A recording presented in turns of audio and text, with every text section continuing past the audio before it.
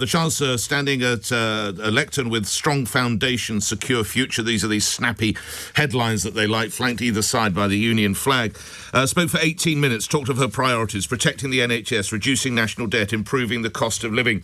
She'd praised the country's considerable economic strength and talked of our workforce.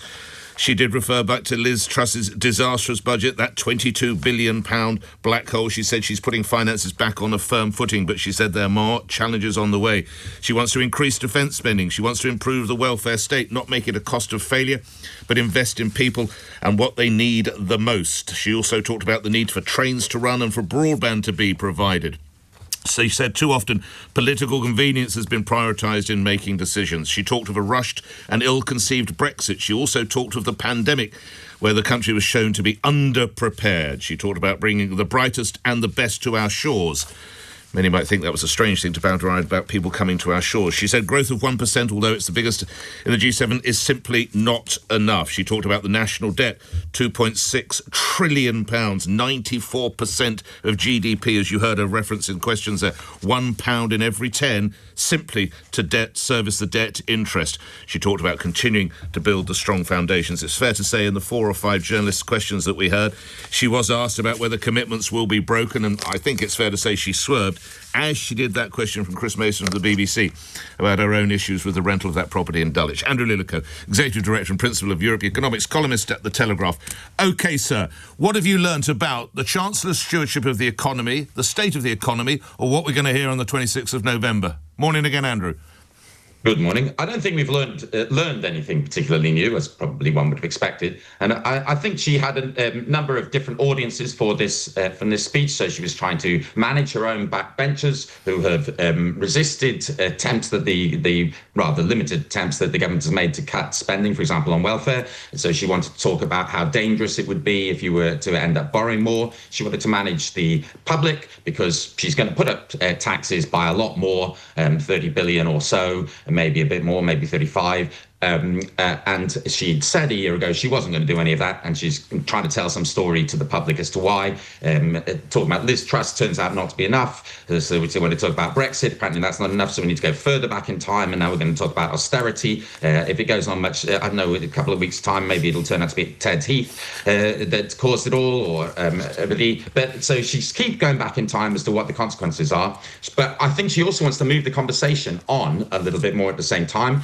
So she wants to say, well, she's focused on reducing inflation. A lot of people would say that a big reason why inflation's higher in the UK are the choices that she made about increasing taxes, because they've increased costs to businesses. So UK inflations tend to be a bit higher than that of our peers. And she also wants to talk about growth.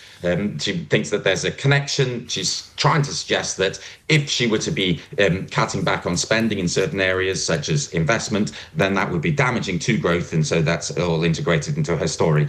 I don't think any of this is particularly new. She's going to face the same problem which she's faced over the past year, which is that her plans involve raising taxes to levels that the UK economy has never delivered on a long-term sustained basis. And we've seen over the past year that her tax plans have not been met. So the deficit's not been coming down as much as she hoped it would be.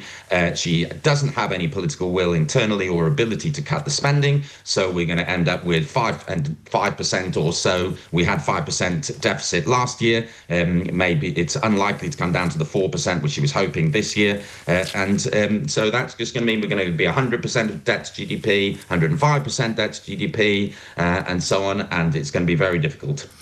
A couple of headlines written, obviously, last night for this morning. For the Daily Express, Reeves softens us up for tax hikes. For the Guardian, Reeves paves way for tax-raising budget.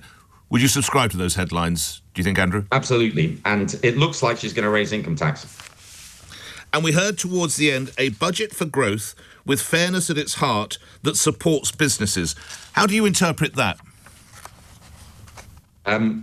I think that, so the budget for growth bit, I think she means that she's going to not cut public sector investment. So she's going to keep the spending high, because I think that's the kind of thing they mean. She wants to talk a bit about planning and so on, and they'll try a few other minor things, but they don't really seem to have much imagination on the other side of growth.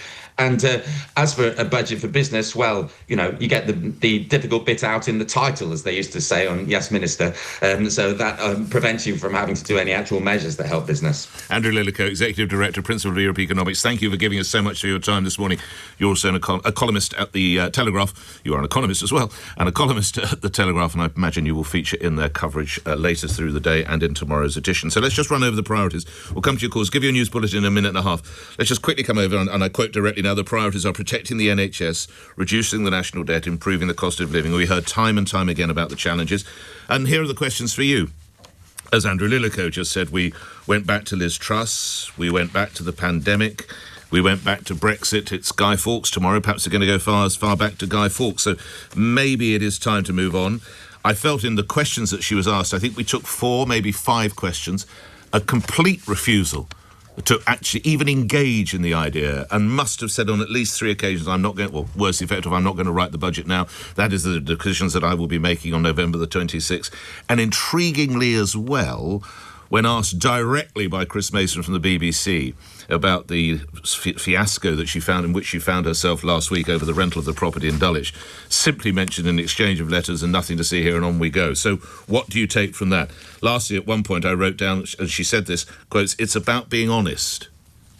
Should we have another look at her CV and see just how honest that was?